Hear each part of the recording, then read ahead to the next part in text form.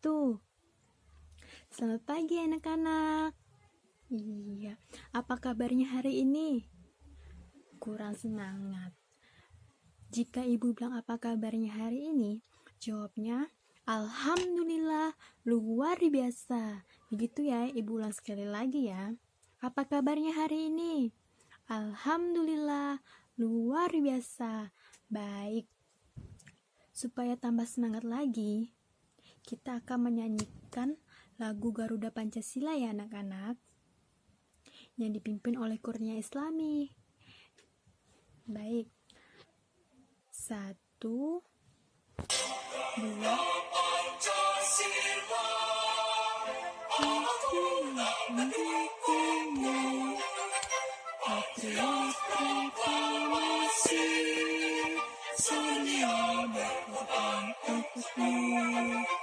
Pancasila dasar negara, rakyat adil makmur sempurna, pribadi bersatu.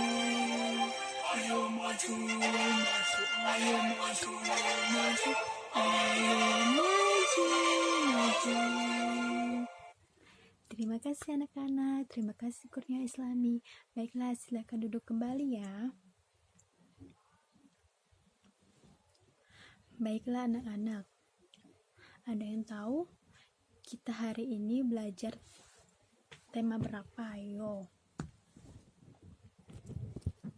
Ya betul Nur Ain. Pada hari ini kita akan belajar tema 2, yaitu selalu berhemat energi. Kelas 4 ya.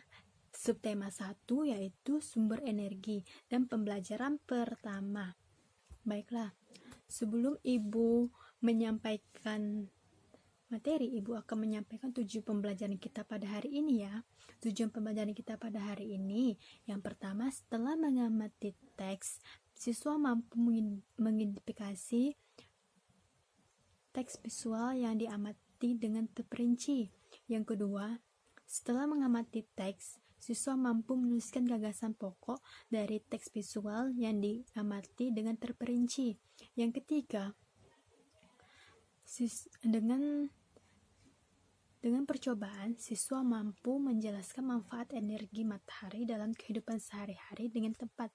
Yang keempat, siswa mampu menyajikan laporan hasil pengamatan tentang perubahan bentuk energi matahari dalam kehidupan sistematisnya. Baiklah anak-anak, tadi pas pagi-pagi, siapa yang di sini berjemur di halaman sekolah? Hayo. Semuanya yang berjemur ya. Ada yang tahu kenapa kita berjemur di halaman sekolah? Yang pertama apa, ayo? Iya, betul. Yang pertama, kita mendapatkan vitamin D. Yang kedua, untuk membunuh virus COVID. Yang ketiga, sebagai sumber energi kita supaya kita lebih semangat lagi dalam belajar. Iya. Sebelum itu ibu akan menyampaikan tadi pas masuk dalam kelas udah cuci tangan? Iya, bagus. Kita akan masuk ke materi ya. Energi sangat penting bagi kehidupan kita. Semua makhluk hidup membutuhkan energi. Nah, yang di sini semua makhluk hidup membutuhkan energi itu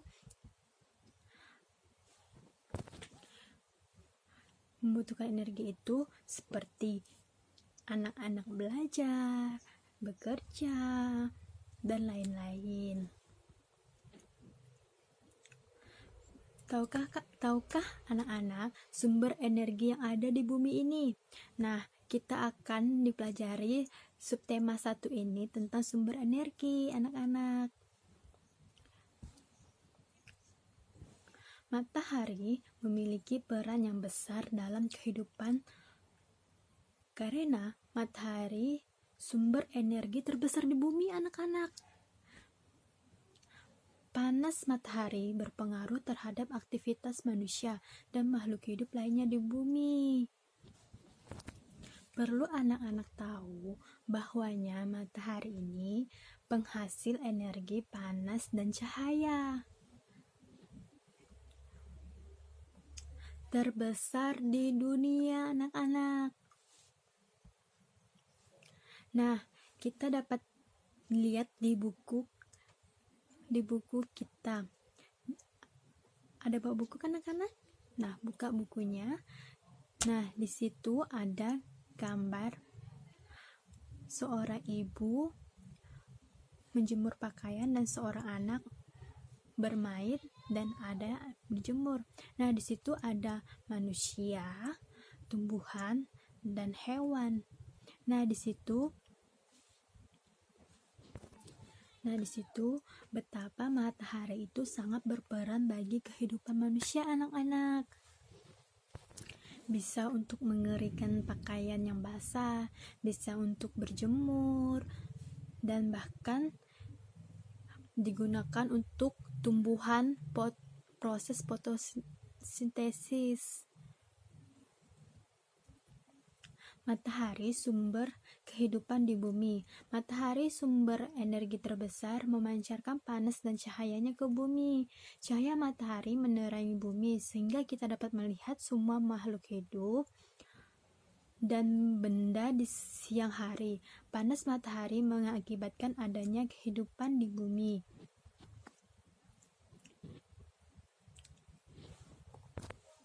Jika tidak ada matahari, maka bumi kita akan sangat dingin, teman-teman. Nah, jika bumi kita sangat dingin, manusia tidak akan hidup di bumi. Nah, alangkah baiknya kita sangat bersyukur karena matahari membantu kita sebagai sumber energi terbesar di bumi, anak-anak. Nah, berikut berapa peran matahari bagi kehidupan di bumi. Nah, kita mengetahui peran apa saja yang peran matahari bagi kehidupan bagi kehidupan semua di bumi, anak-anak. Yang pertama ya, seiring dengan berputarnya bumi pada porosnya, matahari membuat terjadinya siang dan malam, anak-anak. Jadi ini peran sangat penting, anak-anak. Karena bumi itu berputar pada porosnya, maka terjadinya siang dan malam, anak-anak. Lah yang kedua, selain itu berputar pada porosnya, bumi itu bukan polusi. Polusi ini mengakibatkan jadinya 4 musim di belahan bumi utara dan selatan, anak-anak, yaitu musim panas, musim gugur, musim dingin, dan musim semi. Inilah yang terjadi karena bumi bukan perputaran matahari tersebut dengan polusi, anak-anak, sehingga terjadi 4 musim ya. Untuk Indonesia kita sendiri terjadi 2 musim, anak-anak, yaitu musim panas dan musim penghujan. Nah, selanjutnya yang ketiga, pada perputaran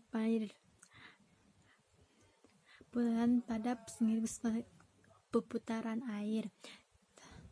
Belajar tentang bagaimana siklus air itu.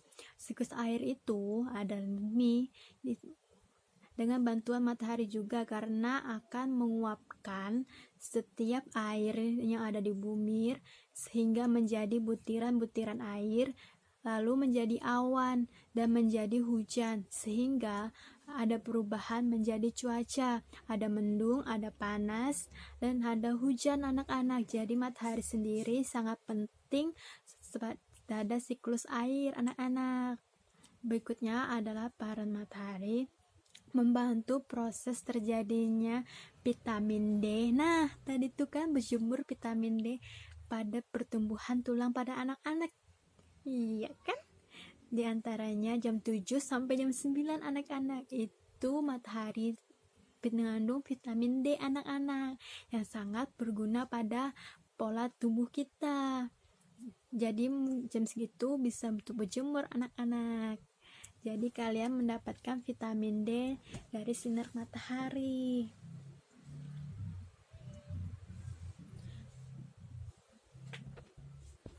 Berikutnya, peran matahari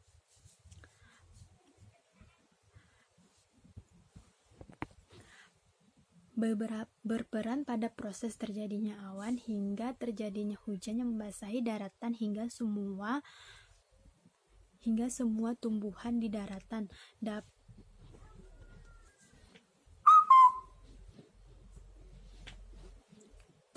dapat bertahan hidup. Air hujan yang tersimpan di tanah juga dimanfaatkan hewan dan manusia untuk keberlangsungan hidupnya.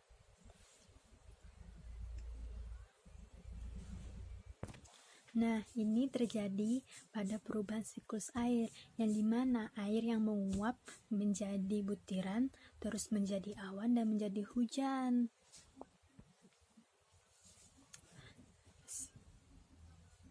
Peran berikutnya adalah pada tumbuhan.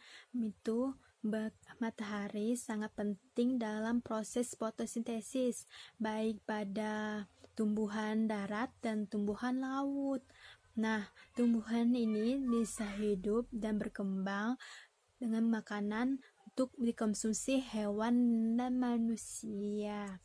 Jadi di sini matahari sangat penting dalam proses fotosintesis, teman-teman. Panas matahari mengakibatkan suhu udara yang memicu terjadinya angin.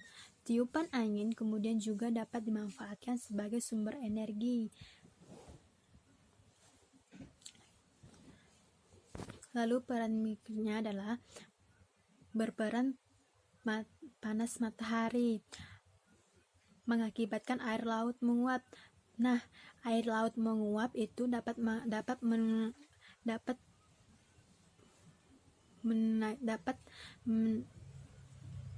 mengakibatkan proses yang dimanfaatkan untuk pembuatan garam anak-anak. Cahaya dan panas matahari digunakan sebagai sumber energi pada panel surya yang mengubah energi cahaya matahari menjadi energi listrik.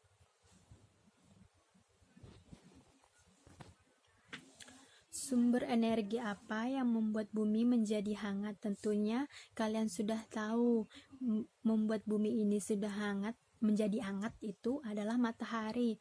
Yang di sini, yang di buku Beni ingin membuktikan panas matahari sebagai sumber energi yang penting untuk kelangsungan makhluk hidup.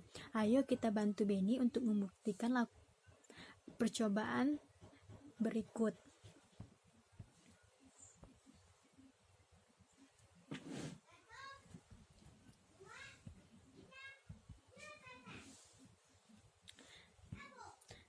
Nah, di sini anak-anak sudah membawakan yaitu 2 helai sapu tangan, 2 lembar tisu, dan 2 lembar kertas yang dimana jumlahnya sehelai sapu tangan, selembar tikus, dan selembar kertas di tempat panas, sedangkan sisinya letakkan di tempat yang teduh. Jadi kan 2 helai, yang 1 helai sapu tangannya sudah di tempat yang terik matahari atau tempat panas, yang satunya di tempat teduh. Setelah itu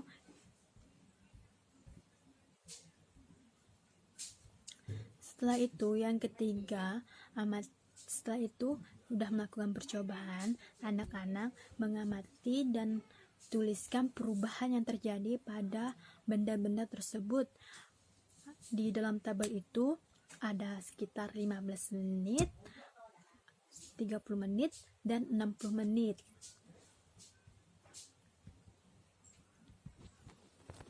Setelah itu, kalian supaya untuk menuliskan tabel pengamatannya ada contoh di buku ya anak-anak. Yang pertama tisu, terus kertas, terus sapu tangan. Dan jangan lupa di bawahnya ada lagi yang tempat redup.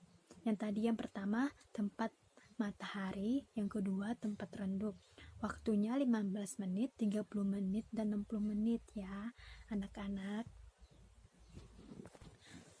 Nah, tadi 2 tabel kan. Nah, di sini anak-anak bakalan tahu yang mana dari kedua tabel tersebut yang mana akan kering terlebih dahulu, di tempat matahari atau di tempat redup.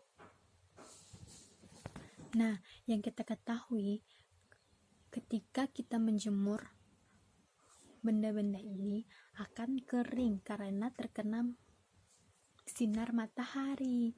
Nah, di situ kita dapat menyimpulkan bahwa di tempat redup itu lama keringnya, sedangkan yang tempat yang kena sinar matahari itu cepat kering anak-anak. Nah, selanjutnya kita akan membaca teks kisah Ali si biji energi.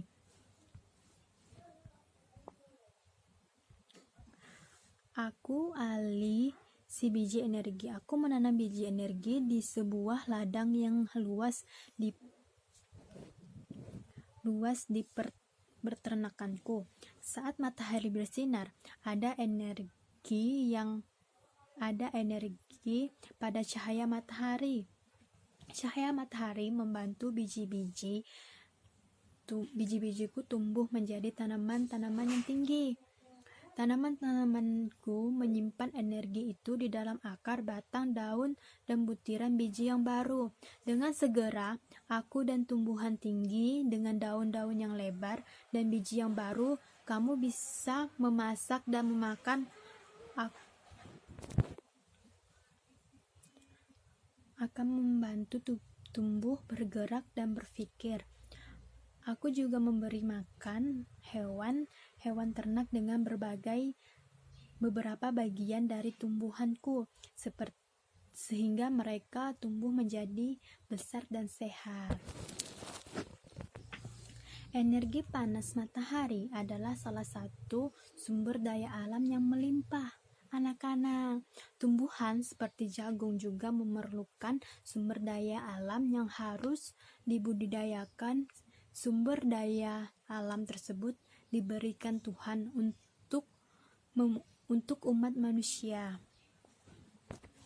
Jadi anak-anak, kita perlu bersyukur karena Tuhan memberi sumber daya alam yang sangat besar, yaitu energi panas matahari, supaya tumbuhan kita sangat sehat dan berkembang. Sebagai sumber daya alam, jagung banyak dimanfaatkan oleh penduduk Indonesia. Salah satunya adalah dengan mengolah dan menjualnya. Nah, dalam buku tersebut, mari kita amati gambar berikut ini. Nah, apakah anak-anak pernah makan jagung bakar? Nah, pasti rasanya enak ya. Nah, ini adalah salah satu mengolah sumber daya alam, yaitu jagung, untuk dijual, untuk dikonsumsi oleh manusia ya anak-anak. Nah, di sini Indonesia memiliki sumber daya alam berlimpah. Disebut sumber daya alam melimpah karena berasal dari alam. Penduduk Indonesia dapat menikmati sumber daya alam tersebut untuk memenuhi kebutuhannya anak-anak. Nah, laut Indonesia terkenal karena ikannya. Lahan yang subur menghasilkan padi juga serta tumbuhan lainnya yang sangat berguna bagi penduduk, yaitu gas bumi, minyak, serta logam. Banyak memberikan manfaat bagi masyarakat, serta daya alam terbagi menjadi 2, sumber daya alam yang dapat diperbarui dan sumber daya alam yang tidak dapat diperbarui. Sebagai anak Indonesia, pasti anak-anak tahu yang apa saja yang termasuk ke dalam keduanya, dan apa dampak apabila kita kekurangan keduanya. Pengguna sumber daya alam berlebihan akan mempengaruhi kehidupan manusia. Kita harus menghemat penggunanya supaya sumber daya alam kita tidak habis ya anak-anak.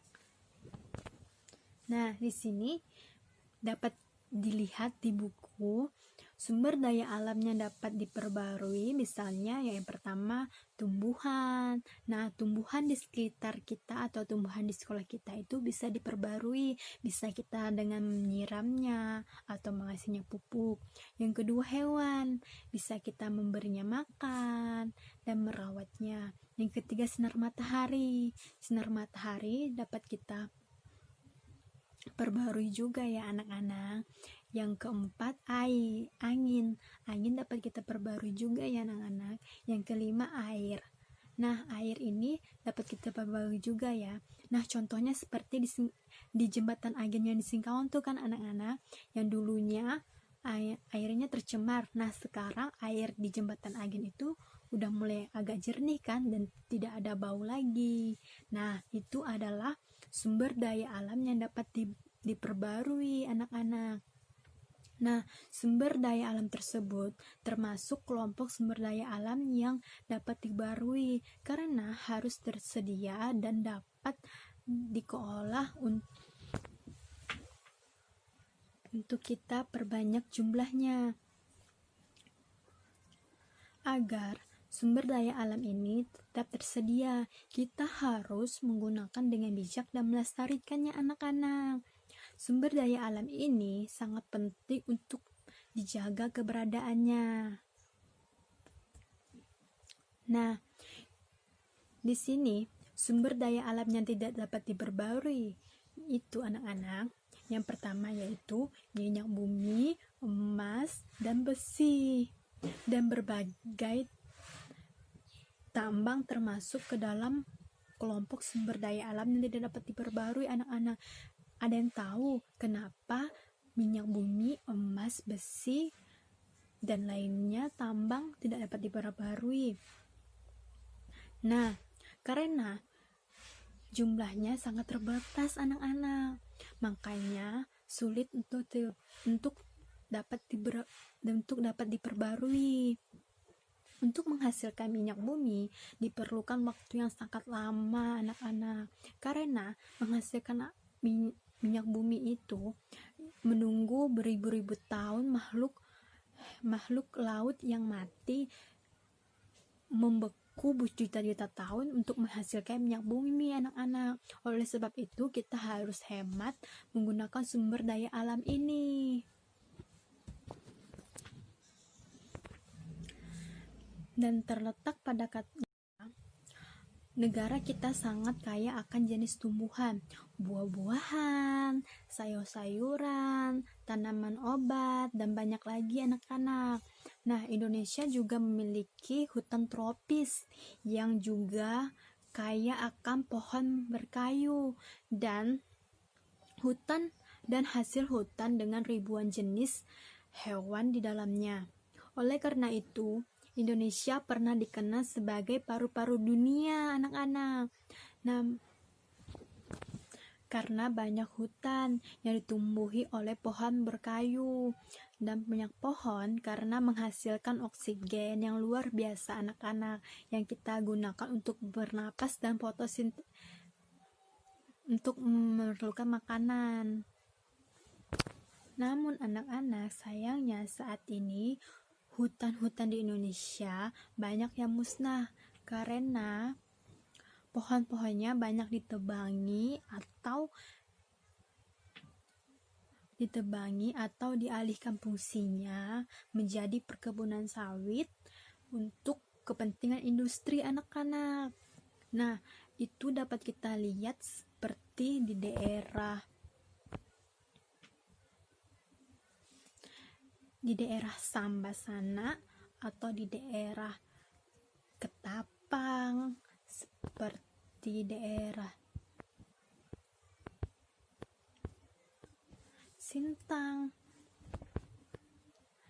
Nah, kalau anak-anak pernah pergi ke Tapang, nah di tepi-tepi jalan itu banyak pohon-pohon sawit anak-anak. Nah, bukan untuk jadi perkebunan sawit aja, tetapi pepohonan itu ditebang untuk menjadi perumahan. Sangat disayangkan ya anak-anak. Bahkan banyak yang jadikan ya selain pohon sawit, perumahan dan juga perkebunan anak-anak. Kita sebagai bangsa Indonesia tentunya bangga dengan kekayaan alam yang berlimpah anak-anak, dan wajib memanfaatkan sumber daya alam tersebut dengan bijak anak-anak. Jadi jangan boros-boros menggunakan sumber daya alam.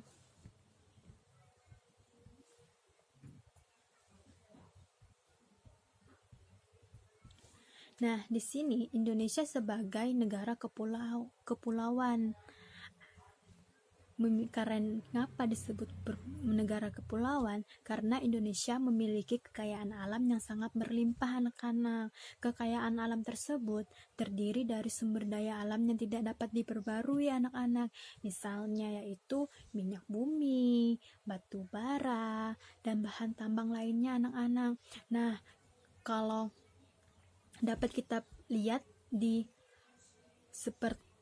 Singkawang, yaitu seperti di pantai air merah anak-anak. Nah, di situ ada penambang minyak bumi atau batu bara anak-anak. Nah, anak-anak dapat lihat langsung dari sana, dari jauh kita di pantai Pasir Panjang atau pantai air merah, kita dapat melihat bahwa ada yang menambang minyak bumi atau batu bara anak-anak. Nah, selain itu sumber daya alam yang bisa diperbarui yaitu matahari, angin, kekayaan laut, hasil pertanian, hewan peternakan, dan hasil perkebunan. Indonesia sebagai negara kepulauan dengan garis pantai terpanjang di dunia memiliki kekayaan laut yang luar biasa jumlahnya. Ribuan jenis ikan, karang, hewan laut terdapat di perairan kita anak-anak. Karena itu Indonesia dikenal sebagai sebutan ibu kota ikan dunia anak-anak. Wah, kita sudah tahu ya 2 julukan untuk Indonesia. Yang pertama, paru-paru dunia. Yang kedua, ibu kota ikan dunia anak-anak. Berarti Indonesia ini sangat kaya sebagai sumber daya alam. Mari kita akan jaga dan lestarikan sumber daya alam kita anak-anak. Nah, di sini ibu akan mengasih waktu 5 menit untuk membuat peta, membuat contoh peta pikiran yang harus diterapkan pada diri kita sendiri. Nah, contohnya ada di buku ya anak-anak. Nah, waktunya sudah habis anak-anak. Nah, kerjakan di rumah ya sebagai VR. Dan satu lagi ibu akan memberikan tugas untuk di rumah, yaitu siswa menuliskan 4 pengaruh panas matahari dan siswa menggambarkan sumber daya alam yang dapat diperbarui dan tidak dapat diperbarui.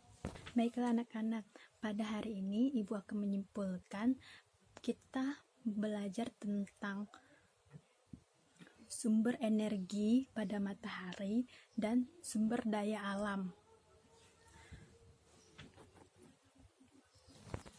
Nah, sebelum mengakhiri, kita akan menyanyikan satu lagu daerah ya anak-anak.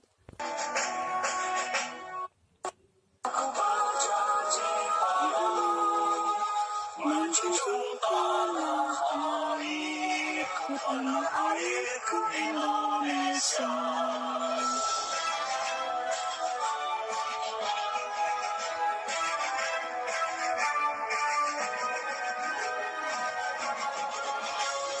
Sampai-sampai merata berjejar pulau-pulau, sambung menyambung menjadi satu, itulah Indonesia. Indonesia tanah airku, aku berjanji padamu, menjunjung tanah airku, tanah airku Indonesia. Tanah airku, tanah airku Indonesia. Baiklah, sebelum mengakhiri pembelajaran pada hari ini, langkah baiknya kita berdoa. Firdaus, pimpin doanya. Amin. Ibu akhiri ya anak-anak. Wassalamualaikum warahmatullahi wabarakatuh. Waalaikumsalam warahmatullahi wabarakatuh.